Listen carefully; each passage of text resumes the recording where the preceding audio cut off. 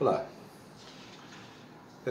fazer algumas considerações sobre essa questão do estupro da Mariana Borges Ferreira, conhecida como Mari Ferrer, ocorrido lá em Santa Catarina. Está causando muita polêmica, muita celeuma a respeito dessa história toda. Eu nem sabia, né? Não estava nem acompanhando. Hoje minha sobrinha, Ana Luísa, ela me mandou uma mensagem dizendo: e aí, tio, já ouviu falar do estupro culposo? Né?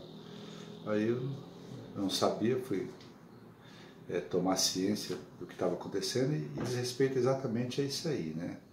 Lá em Santa Catarina, em 2018, a vítima Mariana Borges Ferreira, ela foi submetida à conjunção carnal por André de Camargo Aranha e inicialmente havia indícios de que a moça ela não estava em sua plena capacidade de consentir ou de resistir à prática do ato. Portanto, ela estava numa situação de incapacidade. Vou fazer algumas considerações aqui, mas eu gostaria de alertar que as considerações não são meritórias, não são de certo ou errado, são apenas no que diz respeito ao conteúdo da sentença e à sua fundamentação e aos argumentos utilizados pelo juiz, algumas questões que a gente às vezes não tem um conhecimento todo e ouve e vê as manchetes aí na mídia e acaba tomando assim uma decisão às vezes assodada de um lado ou de outro, né? Eu vi, por exemplo, estava agora pesquisando um pouquinho sobre isso, vi lá, estuprou, mas não tinha intenção de estuprar, né? Manchetes como esta. Então eu gostaria de passar alguns detalhes para vocês do caso. Então esse fato ele ocorreu em 15 de dezembro de 2018 e o Ministério Público de Santa Catarina ele ofereceu denúncia contra o André de Camargo Aranha pelo crime de estupro de vulnerável. Esse crime está previsto no artigo 217-A, precisamente no parágrafo 1º, segunda parte desse artigo. A pessoa acusada foi então o André de Camargo Aranha.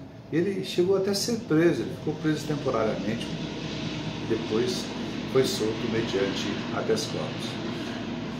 Inicialmente na exordial acusatória, na denúncia, o promotor afirmou que, em razão do seu acentuado estado de incapacidade, a vítima sequer compreendeu o ato a que foi submetida, né? Essa incapacidade teria sido provocada pela ingestão de alguma substância. Não se sabia ou não se soube qual substância era. Nos autos também ficou devidamente comprovada a materialidade e a autoria do crime, ou seja, houve a conjunção carnal e a prática dessa conjunção carnal, o autor foi o André de Camargo Aranha. E mais ainda um detalhe, em razão do laudo constatar uma ruptura recente do ímen, ficou comprovado que a moça era virgem ainda. Então, teve depoimento dizendo que ela parecia estar drogada, o motorista que a levou até sua casa prestou esse depoimento dizendo que a moça parecia sim estar drogada, mas o fato é que a prova pericial, o laudo pericial, não comprovou isso, né? O laudo deu negativo para as substâncias mais conhecidas aí, eventualmente presentes em casos dessa natureza. Então o laudo foi negativo, o que vale dizer, né, que ficou sem nenhuma prova material de que ela tivesse ingerido uma substância, droga, álcool, etc.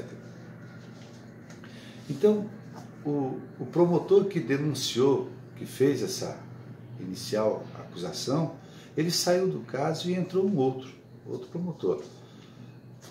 A relevância nesse sentido é que, a partir daí, a coisa muda um pouco, né? E após as alegações finais, o Ministério Público acaba pedindo a absolvição do acusado.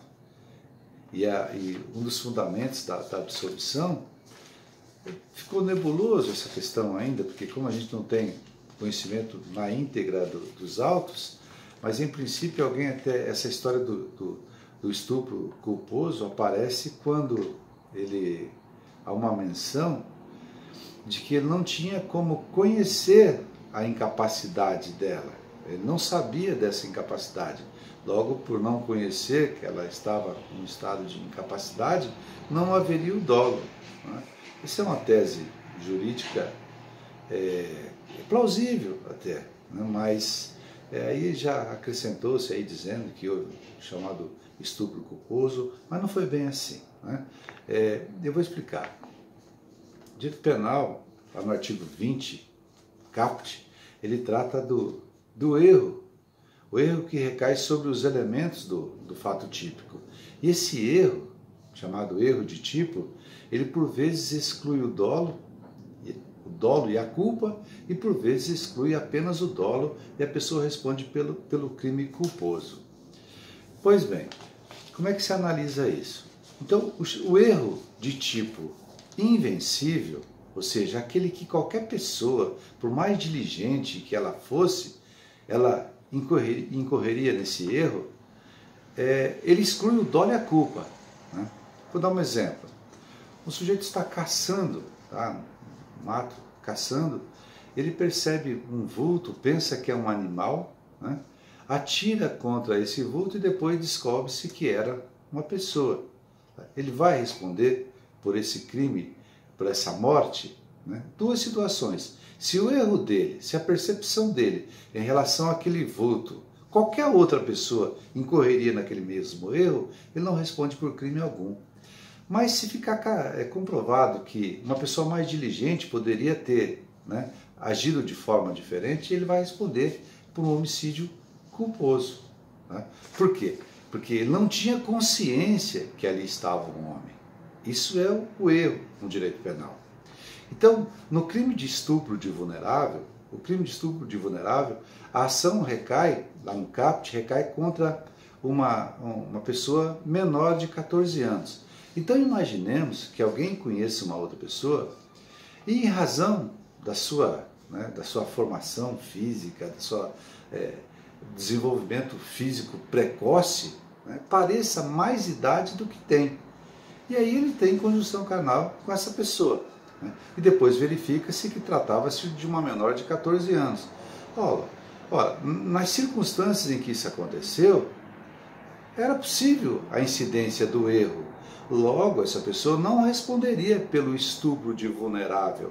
Isso tem diversas decisões, a jurisprudência é farta nesse sentido. Agora, imaginemos que, mas a situação não é bem assim. Se ele fosse um pouquinho mais diligente, ele poderia perguntar para mais alguém, olha, você sabe a idade da moça, enfim. E chegar à conclusão que ele agiu com culpa, ele não vai responder por crime nenhum. Por quê? Porque no Código Penal não existe essa figura de estupro culposo. Tá? Tecnicamente, a conduta pode até ter sido culposa, mas não foi criminalizada, certo?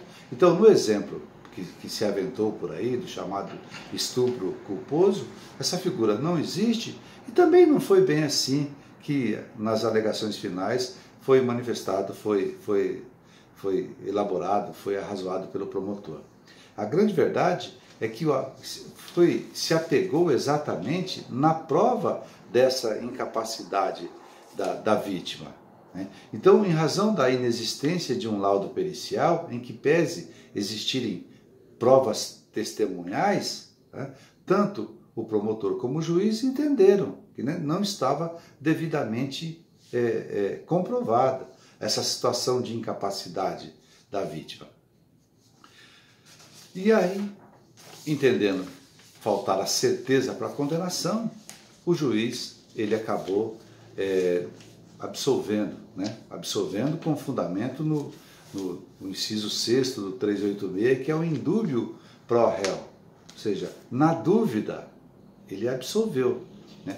É importante que se diga também que essa decisão ela não é cabal, ainda eventualmente poderá ser alterada em grau de recurso, se o tribunal vier a entender, avaliar de forma diferente essas questões que são exatamente inerentes à avaliação da prova. Tá? Existe prova, um indício de prova ou prova